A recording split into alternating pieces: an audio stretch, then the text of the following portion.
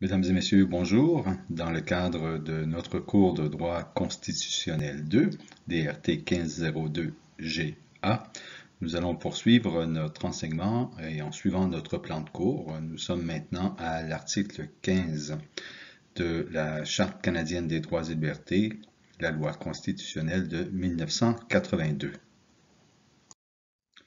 Ce diaporama a pour objectif de faire une présentation générale de l'article 15. Donc, et je vous prie de m'excuser, je vais me référer à mes notes. Nous verrons aussi bien quelques commentaires sur la difficulté d'interprétation du dit article, les objectifs, le fardeau de la preuve. On va s'attarder également sur l'égalité, la notion d'égalité, et nous verrons finalement la notion, plutôt le test devant être appliqué lorsqu'une partie invoque une violation de l'article 15. Alors, dans un premier temps, il n'est sans doute pas inapproprié de regarder le texte lui-même. Alors, commençons ensemble. La loi ne fait exception de personne et s'applique également à tous. Et tous ont droit à la même protection et aux mêmes bénéfices de la loi, indépendamment de toute discrimination, notamment des discriminations fondées sur la race, l'origine nationale ou ethnique, la couleur, la religion, le sexe, l'âge ou les déficiences mentales ou physiques. Alors, dans un premier temps, notons ici qu'il ne s'agit pas d'une déclaration générale d'égalité dans la société canadienne. Alors, ce n'est pas l'équivalent de ce qu'on pourrait trouver dans la fameuse philosophie de la République française, liberté, égalité, fraternité, où tous les citoyens doivent être égaux dans la République. Ici, véritablement, on le voit bien, c'est la loi qui ne fait exception de personne et qui s'applique également à tous. Donc, nous sommes tous égaux face à la loi et dans la loi. Ce n'est pas une déclaration générale d'égalité dans la société canadienne. Par ailleurs, vous voyez ici que cette disposition a une double structure, puisqu'on nous parle de l'interdiction, ou plutôt on pose le principe de l'égalité face et dans la loi, et en même temps, on nous dit que nous avons droit donc au même bénéfice de la loi, indépendamment de toute discrimination. Donc, on ajoute cette notion de discrimination en vertu de chefs qui ont été identifiés, donc dans la deuxième partie de la disposition, et la liste de ces chefs n'étant pas limitative, puisqu'on nous dit, donc, indépendamment de toute discrimination, notamment, hein, on a le terme notamment qui apparaît clairement ici, excusez-moi, donc notamment des discriminations fondées sur la race, ce qui veut dire que la liste qui est énoncée ici n'est est une liste ouverte et on pourra ajouter donc d'autres chefs de discrimination. Alors ces premiers commentaires étant posés, passons à la diapo suivante.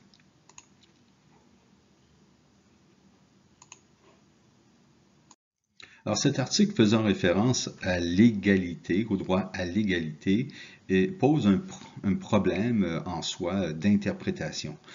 Si je vous dis que nous sommes tous égaux, bon, on peut sans doute ici se mettre d'accord sur ce principe, à l'effet que nous devions être tous traités de la même façon, donc par la société en général. Mais ma foi, lorsqu'on regarde autour de nous, on se rend compte qu'il y a bien quand même quelques distinctions. Et par ailleurs, se pose la question, égaux, veut-il dire donc que nous devons tous être traités de la même façon? Bien, il y a peut-être des individus qui ont besoin de plus d'aide dans la société.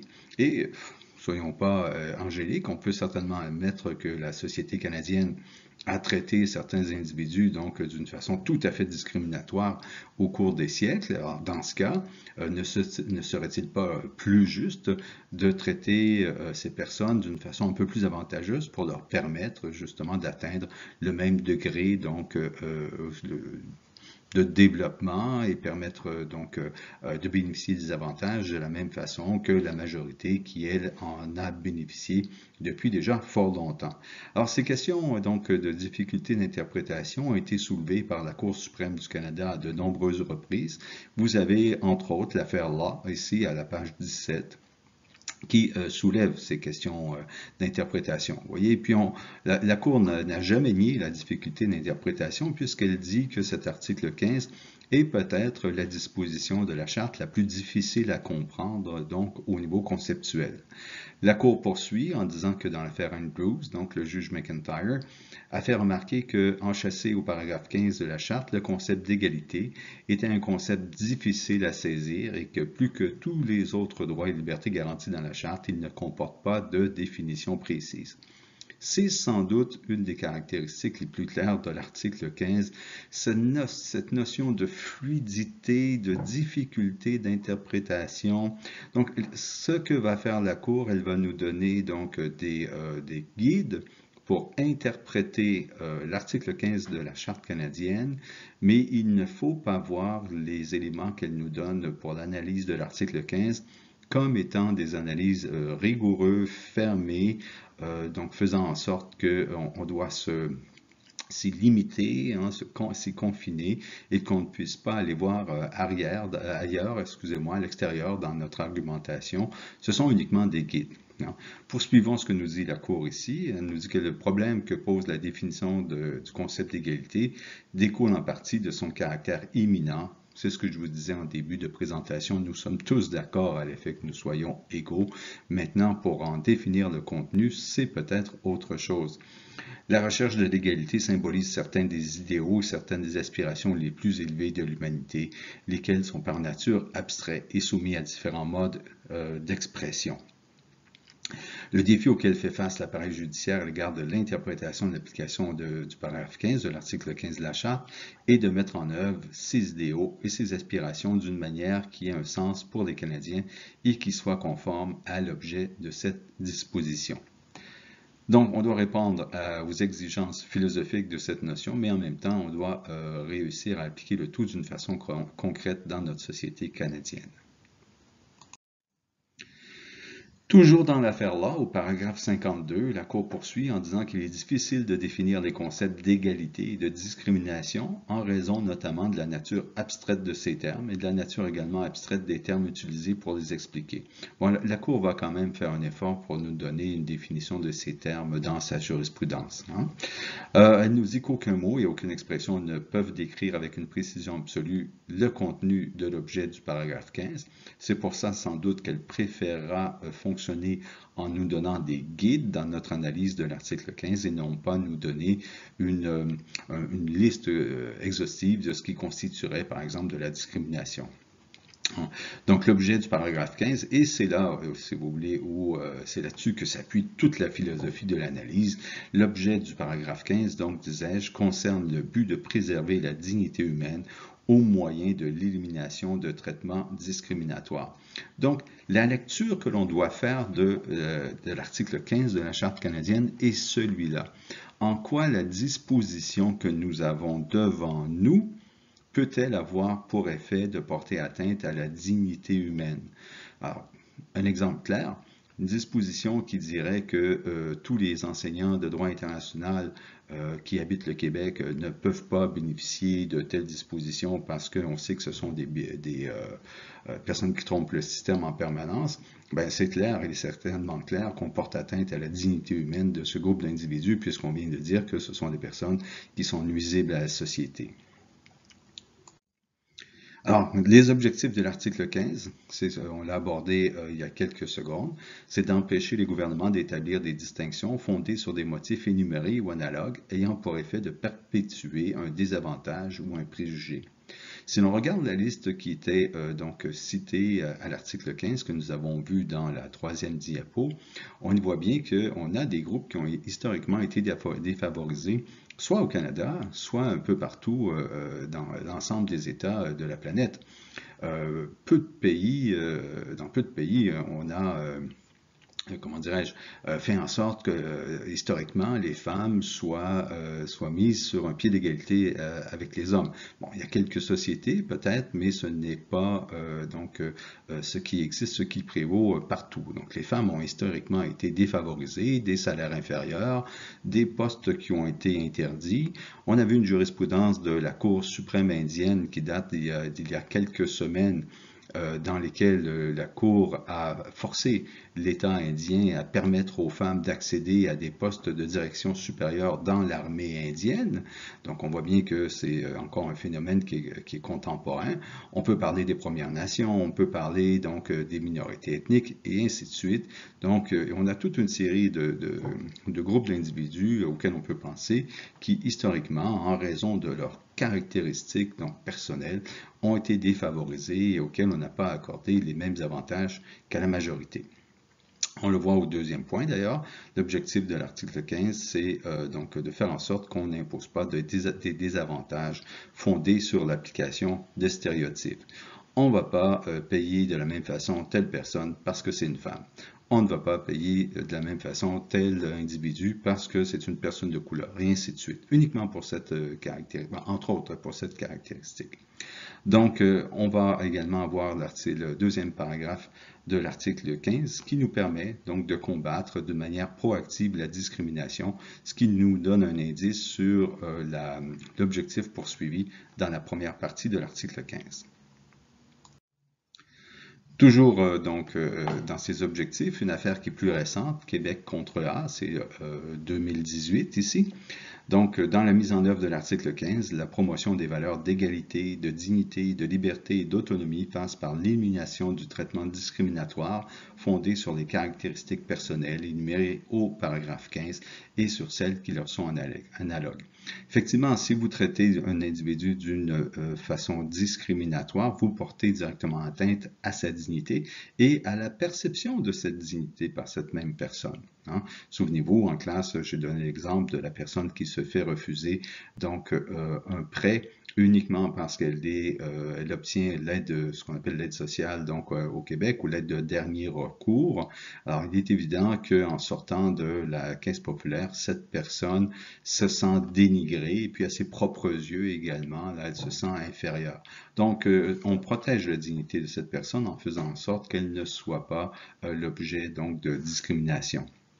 La Charte reconnaît de plus qu'il est injuste de limiter la pleine participation d'une personne dans la société pour le seul motif qu'elle présente une de ses caractéristiques. Lutter contre la discrimination et protéger l'individu, mais c'est également permettre à la société de tirer profit de tous les talents de ces personnes qui ne vont pas se limiter et qui vont pouvoir participer donc à la construction de la société canadienne.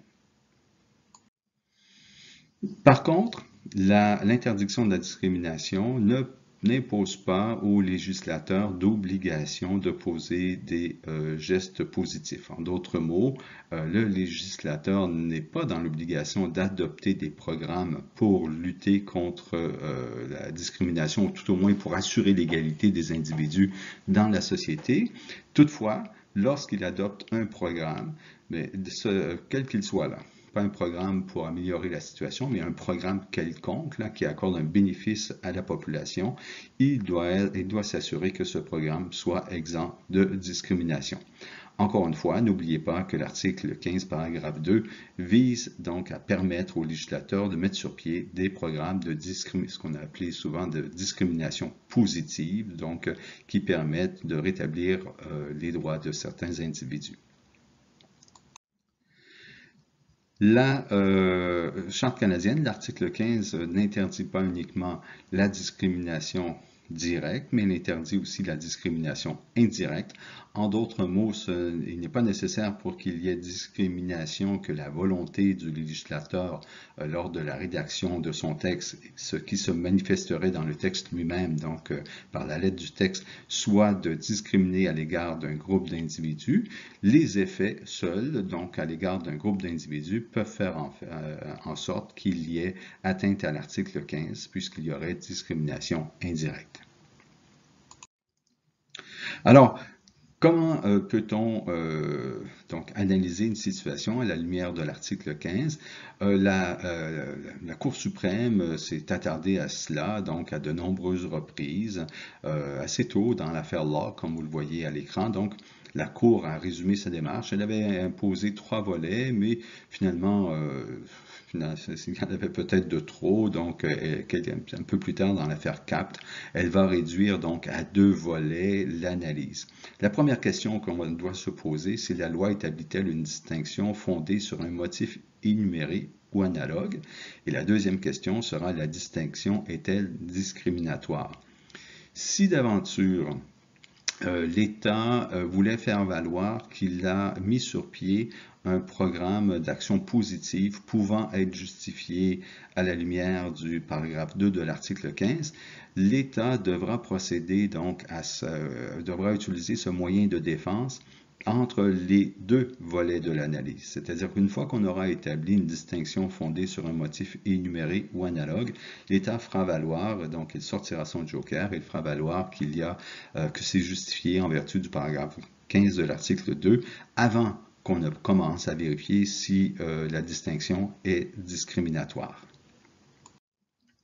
Alors, fardeau de la preuve, ben, naturellement, c'est comme toute procédure légale, le fardeau est sur les épaules de la partie qui invoque naturellement donc un fait et qui doit le prouver. Donc c'est le demandeur qui devra prouver qu'on a porté atteinte à ses droits garantis par l'article 15. La quantité et la nature de preuves requises peuvent varier grandement selon la nature de la demande. Donc, à cet égard, il n'y a pas si vous voulez, d'obligation bien précise. Naturellement, c'est un fardeau de la preuve de nature civile. On n'est pas au-delà de tout doute raisonnable, hein. C'est toujours la balance des probabilités. L'exigence qui est faite au demandeur est d'établir que soit l'objet, soit l'effet de la disposition législative ou de la mesure est discriminatoire. Alors, je vous l'ai dit, il peut y avoir discrimination indirecte. Il n'y a pas nécessité de faire la preuve de l'intention législative, de l'intention du législateur. Et 15.2, donc, je vous l'ai dit, pourra être utilisé par le législateur.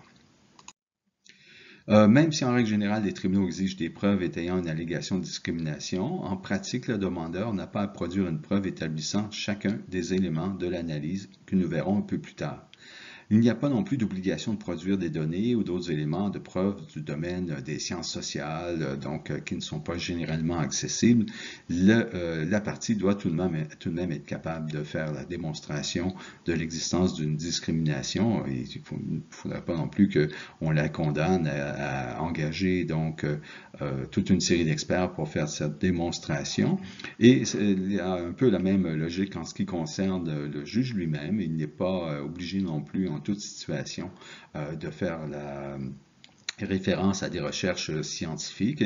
Il peut aussi s'appuyer sur ce qu'on appelle là en québécois le gros bon sens, c'est-à-dire qu'il peut tout à fait dire, écoutez, il est évident que telle disposition a tel effet à l'égard de tel groupe d'individus. Le demandeur doit faire en sorte que le tribunal soit bien informé donc des contextes historiques, sociaux, politiques et juridiques, mais il y a des limites, c'est ce que je vous ai dit ici. Là.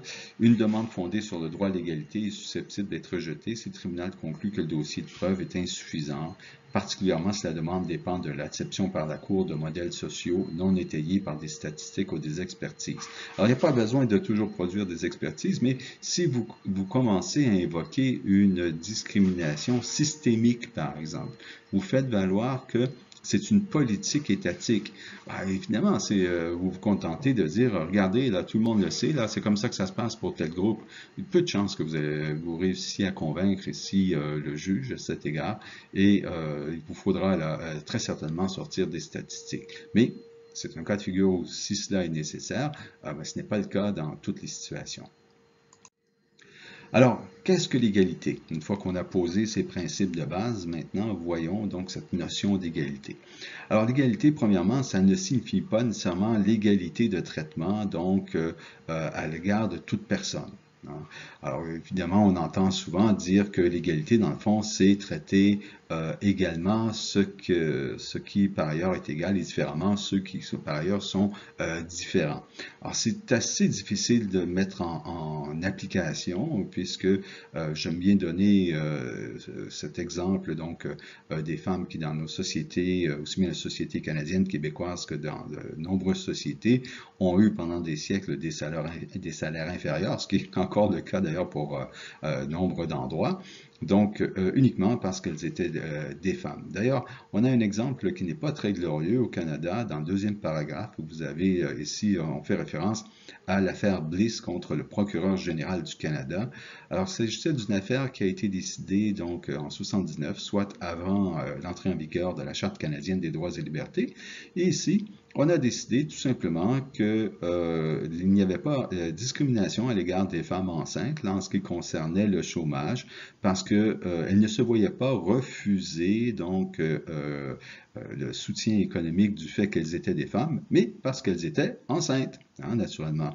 Alors, je suppose que les hommes enceints aussi, oui, elles se voyaient refuser l'aide économique en question. Alors, donc, on voit bien qu'il peut y avoir une application qui est tout à fait mécanique, qui peut conduire à des situations qui sont pour le moins farfelues. Toujours la signification donc d'égalité. Alors l'article 15, hein, donc, elle favorise donc l'égalité au sens de l'article 15, c'est-à-dire que ça vise un but plus précis que la simple élimination de distinctions. Si la charte avait pour objet d'éliminer toutes les distinctions, des dispositions comme l'article 27, donc qui fait référence au patrimoine multiculturel et d'autres articles de la charte canadienne, n'auraient aucune raison d'être, c'est-à-dire que la charte elle-même démontre qu'il peut y avoir des distinctions entre différents groupes d'individus. Donc, dans ce contexte, on comprend bien que l'objectif de l'article 15 ne peut pas être donc faire en sorte que tout le monde dans la société canadienne soit traité de la même façon. Il doit y avoir des distinctions et 15 paragraphe 2, l'existence même de 15 paragraphe 2, prouve que le législateur est en droit de distinguer donc à l'égard de certains groupes d'individus. Alors, si on dit que, et c'est là un peu le caractère complexe donc, de cette notion d'égalité, si on dit que doivent être traités de façon égale ce qui est égal par ailleurs et différemment ce qui est donc différent par ailleurs, ça peut nous conduire à une situation un peu difficile dans l'analyse, c'est-à-dire qu'on pourrait être tenté donc de faire valoir qu'un groupe d'individus à qui on aura refusé des avantages voit son égalité donc atteinte, puisque étant égal à un autre groupe d'individus, il devrait bénéficier donc des mêmes avantages que cet autre groupe d'individus. Vous voyez? Donc, par exemple, les conjoints donc de même sexe pourraient faire valoir qu'il est tout à fait anormal. Bon, ce n'est plus la situation juridique, mais cela a existé pendant plusieurs années au Canada et au Québec. Je reprends donc, les conjoints de même sexe pourraient dire qu'il est tout à fait discriminatoire de leur refuser certains avantages, puisque, ma foi, leur situation n'est pas différente de celle des couples se composant de conjoints de sexe opposé. Donc, dans ce fait, ils devraient bénéficier des mêmes avantages. Et là, on se lançait dans des grandes discussion. Oui, mais c'est pas vrai. Ils ne sont pas, sont pas tout à fait pas égaux, mais similaires. C'est le terme que je cherchais. Ils ne sont pas tout à fait similaires. Nous, les couples hétérosexuels, nous servons à la reproduction de l'espèce. On a des enfants. Or, le mariage, le but premier du mariage, c'est ça, c'est faire des enfants, etc., etc. Donc, ils ne peuvent pas être égaux. Donc, vous voyez où on en vient. Et puis, c'est l'équivalent donc de l'exemple que je vous ai donné tout à l'heure, des femmes qui se voyaient refuser des avantages, non pas parce qu'elles étaient femmes, mais parce qu'elles étaient enceintes. Donc, cette notion d'égalité peut conduire à cela, à la comparaison. En fait, pendant longtemps, c'est ce qui était fait donc dans les dossiers de l'article 15, c'est-à-dire que le revendicateur, le demandeur devait identifier un groupe donc similaire au sien pour faire la démonstration que son groupe n'obtenait pas les avantages donc de l'autre groupe sur la base donc d'un des motifs énumérés à l'article 15. Alors, vous voyez la difficulté, identifier ce groupe qui soit similaire au vôtre, mais en même temps différent en raison donc d'un des critères énoncés à l'article 15, ce n'est pas très évident. En plus de ça, ben, ça peut nous conduire à une situation assez ridicule, puisque dans la mesure où le législateur serait discriminateur, ou plutôt qu'il discriminerait à l'égard de tout le monde de la même façon et d'une façon qui porte atteinte à la dignité humaine, il n'y aurait pas atteinte donc à l'article 15 parce que tout le monde serait traité d'une façon égale. Voilà, il y a quelque chose qui ne va pas, ça va à l'encontre de l'objectif même de l'article 15 que la Cour suprême donc a identifié, qui est la protection de la dignité humaine. Donc, vous voyez bien qu'il y a un problème avec ça et la Cour a abandonné l'utilisation de cette analyse donc entre deux groupes d'égalité de traitement entre divers groupes. Alors, les deux étapes que nous avons identifiées, la première étape, la loi crée-t-elle une distinction fondée sur un motif énuméré ou analogue? Alors, énuméré, évidemment, ça ne pose que peu de problèmes. Donc, une distinction peut résulter expressément ou par les effets donc, de la disposition. Je vous laisse regarder cette diapositive qui est somme toute là, assez claire en elle-même sur la distinction fondée sur un motif énuméré ou analogue.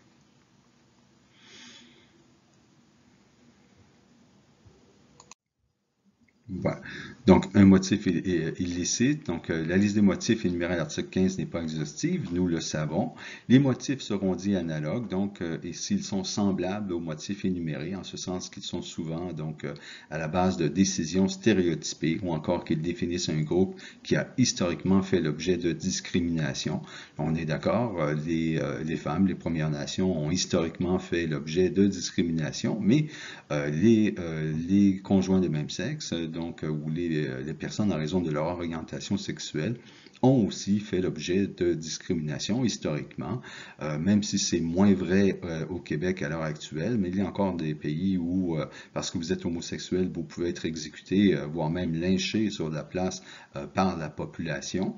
Donc, il y a ici une discrimination historique très claire, donc il n'y a aucune raison dans ce contexte de considérer que l'orientation sexuelle ne puisse être un chef interdit de discrimination au même sens, hein, donc sur la même base que les autres chefs qui ont été énumérés. Alors, les motifs qui sont décrits, d'ailleurs, vous le voyez bien, sont des caractéristiques personnelles qui sont immuables ou d'autres qui sont considérées comme immuables. Hein, donc, on ne peut pas changer par exemple de sexe, bon, c'est de moins en moins vrai là, comme affirmation. En tout cas, vous voyez ce que je veux dire, mais il y a d'autres de chefs qui, même s'ils peuvent être modifiés, tels les croyances religieuses, ben, on peut l'exiger d'une personne parce que le prix est trop lourd pour de nombreuses personnes qui ont été élevées dans une croyance ou une église particulière et qui ont donc développé un lien avec l'être supérieur dans lequel elles croient et qui, de ce fait, ce serait leur arracher une partie donc de leur être intérieur. Donc, on ne peut exiger ce genre de choses. Mais l'orientation sexuelle, par exemple, je prends cet exemple, mais ça pourrait être un autre. Hein. L'orientation sexuelle, c'est la même chose. C'est dans les gènes d'un individu et ce n'est pas quelque chose qui peut être changé avec un traitement quelconque là, en quelques semaines. Donc, une fois qu'un motif a été considéré analogue, ça ce sera intéressant, lorsqu'un tribunal a dit tel motif est analogue aux autres motifs identifiés à l'article 15 et de ce fait peut être utilisé lors de l'étude de l'article 15, ce motif demeurera analogue, donc pour toujours, et pourra être utilisé dans d'autres affaires. Alors, des exemples de motifs analogues, l'absence de citoyenneté dans Andrews. Alors, elle est sur Studium et vous verrez qu'il s'agit en fait d'une personne d'origine britannique qui voulait être avocate donc en Colombie-Britannique et on a reconnu que l'absence de citoyenneté était un motif de discrimination analogue parce que l'absence de citoyenneté faisait en sorte que les individus en général n'ont pas, si vous voulez, accès à la scène politique pour défendre leurs droits. L'état matrimonial, l'orientation sexuelle et puis le caractère autochtone pour le lieu de résidence ne sont pas des motifs analogues. Le lieu de résidence, donc, ou la province de résidence. Donc, il peut arriver qu'il y ait des distinctions entre les résidents d'une province par rapport aux autres. C'est sans doute le propre d'une fédération. Le statut professionnel, la situation professionnelle ou l'emploi, donc par un organisme particulier, sont des choses qui peuvent changer dans la vie. Et l'orientation liée à une substance, en d'autres mots, si vous êtes accro à certaines drogues, ce n'est pas non plus un motif analogue au sens de l'article 15. Alors, deuxième étape, la distinction est-elle discriminatoire? Alors, cette deuxième étape vise généralement à déterminer si la distinction équivaut à une discrimination réelle. Donc, on regarde en fait in concreto, dans la vie des gens. Y a-t-il discrimination ici? Donc, il ne faut pas oublier que dans l'affaire-là, on a vu que ce que l'on doit vérifier, ce sont les effets de la loi sur la dignité humaine essentielle de la personne. Alors évidemment, c'est un peu difficile puisque la jurisprudence de la Cour suprême a donc pour effet d'introduire ou de transformer la notion de dignité humaine en notion quasi juridique que doivent utiliser les tribunaux donc dans leur analyse. Donc ce n'est pas évident. La Cour va nous donner des indices donc pour savoir ce que l'on doit regarder pour voir s'il y a eu atteinte à cette dignité humaine. Alors cette étape de l'analyse a été concentrée sur les facteurs énoncés dans l'arrêt Andrews, fondé sur la perpétuation d'un désavantage et l'application de stéréotypes comme étant les principaux indices de discrimination. En d'autres mots, on porte atteinte à un individu, au droit d'un individu en raison de sa race. Bon, mais on a vu que dans la liste de l'article 15, la race y est indiquée comme étant un motif interdit de discrimination. Ce sera beaucoup plus facile de faire la démonstration de l'existence donc d'une atteinte sur la base d'un motif interdit de discrimination, puisque historiquement, les individus ont été donc discriminés sur la base de ces motifs. Alors, la Cour suprême tout de même a proposé un changement afin de déterminer si une distinction a pour effet de perpétuer le désavantage arbitraire donc sur un demandeur. Alors, ces concepts ne sont pas en soi donc un critère, mais plutôt des guides utiles pour éclairer le contexte de l'analyse. C'est ce que je vous disais il y a quelques secondes. Alors, l'analyse portant sur l'égalité réelle, 4 facteurs contextuels peuvent aider à orienter l'analyse. Y avait-il historiquement des désavantages donc subis par le groupe du demandeur? Alors, également, deuxième point, le degré de correspondance entre la différence de traitement et la réalité du groupe demandeur. Troisième point, la loi ou le programme a un objet ou un effet d'amélioration, donc aussi. Et quatrième point, la nature du droit touché. Évidemment, plus le droit est important, plus il sera facile de faire valoir que il y a une discrimination devant être interdite. Alors, vous voyez ce que je vous disais précédemment, tout ça, ce sont des guides, ce ne sont pas, c'est-à-dire en d'autres mots, ce n'est pas une liste et puis on n'est pas obligé de cocher tous les points un après l'autre. Ce sont des guides pour nous permettre de procéder à l'analyse. Donc, ça ne doit pas être interprété littéralement ou mécaniquement. C'est un moyen donc de mettre l'accent sur le principal enjeu de l'article 15 qui est la lutte contre la discrimination. Vous avez ici, puisque nous avons vu il y a quelques instants les 4 critères, les diapositives qui vont suivre sont des commentaires sur chacun de ces critères pour nous permettre de mieux comprendre leur contenu.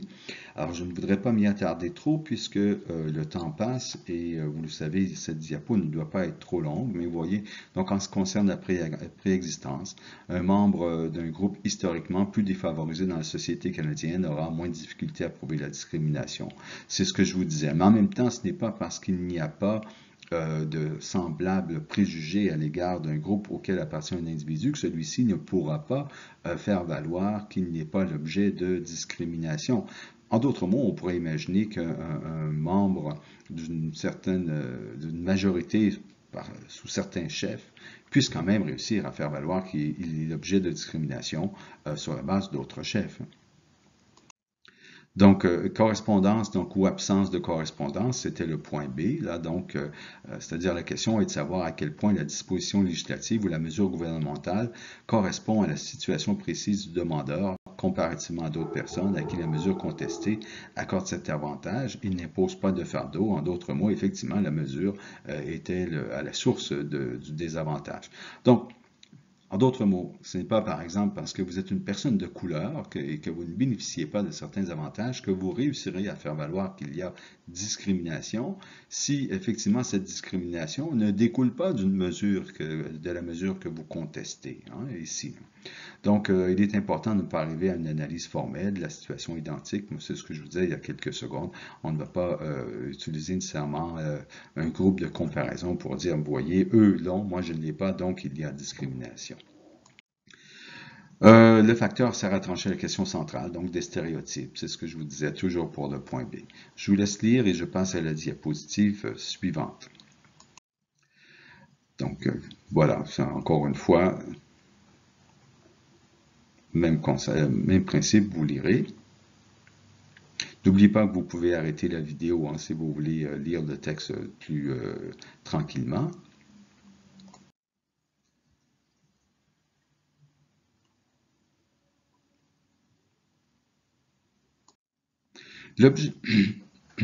L'objet ou l'effet d'amélioration de la loi contesté, c'était le point C.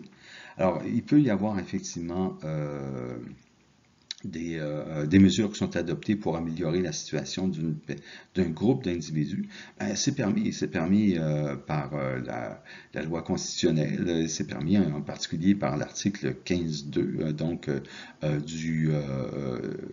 de la Charte canadienne des droits et libertés. Donc, il pourrait y avoir une mesure adoptée pour aider un groupe, et ce serait difficile pour un autre groupe de dire « Ah oui, mais ça a un effet négatif sur moi ». La situation à laquelle on pense, là, et je vous prie de m'excuser mesdames, c'est les mesures qui prévoient donc des avantages dans l'octroi de postes, donc pour des emplois, à des personnes de sexe féminin. Et là, vous avez des hommes qui vont faire valoir, ah, mais non, c'est discriminatoire à mon égard, etc. Alors, ici, il faut faire attention. Alors, deux possibilités, vous le voyez. Il pourrait y avoir, soit on pourra invoquer l'article 15.2, c'est-à-dire en faisant valoir qu'on a mis sur pied un programme dans le but d'aider la situation d'un groupe défavorisé. Alors ici, 15.2 réfère à l'objet de l'amélioration, mais par contre, 15.2 ne tient pas compte de l'objet de l'amélioration et des effets. Il vise véritablement l'objet de l'amélioration, c'est-à-dire la loi a été adoptée dans cet objectif particulier. Donc là, on procédera à une analyse sous 15.2, mais au-delà de cela, lorsqu'on est toujours dans le cadre de 15.1, alors on pourrait regarder les effets, donc, et l'objet de l'amélioration, pour voir si cela a un effet qui contrebalance le caractère discriminatoire ou invoqué comme étant discriminatoire, donc, d'une mesure législative. Aider la nature et l'étendue du droit touché par la mesure, encore une fois, plus les conséquences économiques, constitutionnelles ou sociales de la loi ou de la mesure gouvernementale donc, qui sont ressenties par la personne ou le groupe touché sont graves et localisées, plus il est probable que la distinction soit discriminatoire. On va terminer donc avec deux dernières diapos qui sont de jurisprudence récente, l'affaire centrale des syndicats du Québec que vous avez sur votre studium. Vous le voyez, donc dans cette affaire, la juge Abella a résumé donc le test tel qu'il doit être utilisé aujourd'hui, puisqu'il s'agit d'une affaire de 2018. Donc en résumé, le test aujourd'hui, alors pour l'examen d'une demande fondée sur l'article 15.1, la jurisprudence établit une démarche en deux étapes. C'est ce qu'on avait vu donc depuis l'affaire Cap. Donc à première vue, ou de par son effet, la loi contestée établit-elle une distinction fondée sur un motif énuméré ou analogue? Deuxièmement, dans l'affirmative, impose-t-elle un fardeau ou nie-t-elle un avantage d'une manière qui a pour effet de renforcer, de perpétuer ou d'accentuer le désavantage, y compris le désavantage historique subi? Donc, on voit ici une certaine reformulation de l'affaire. Dans cette affaire, la juge Abella réfère à un autre arrêt tout récent de la Cour suprême du Canada, donc procureur général contre A.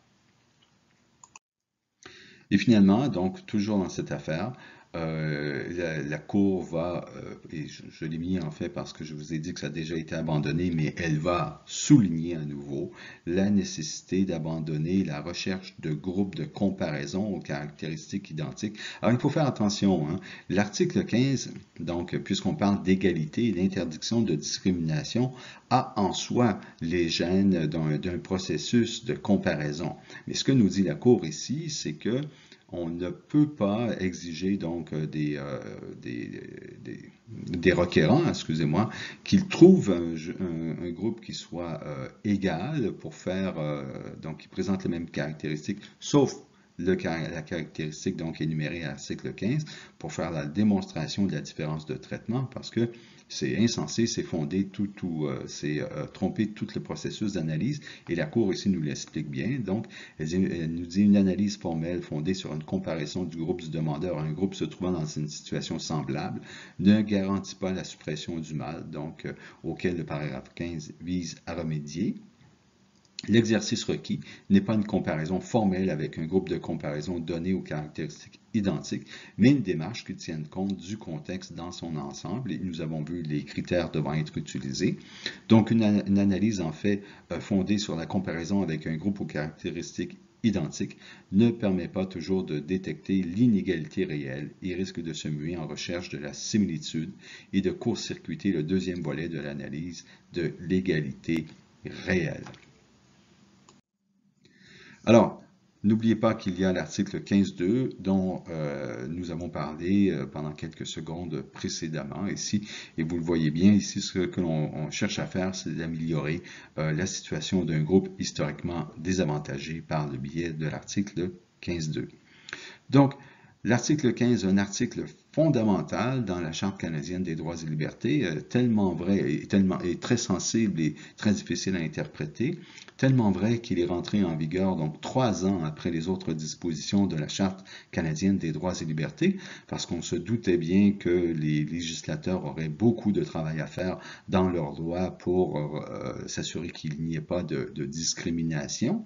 Et de toute façon, c'est un article qui, nonobstant le travail qui a été effectué par les législateurs, a servi à toutes les sauces, qui a été invoqué dans toutes les situations par les plaideurs. Donc, c'est effectivement un article qui est très sensible, mais en même temps, un article qui est difficile d'interprétation parce que, comme je vous l'ai dit, il a en soi, cet article, des gènes de limitation que l'on trouve finalement normalement à l'article 1er, puisque si on accepte qu'il doit y avoir égalité des groupes d'individus qui sont par ailleurs égales, ça veut donc dire que certaines situations pourraient accorder des traitements différents à plusieurs personnes dans la société, mais ne pas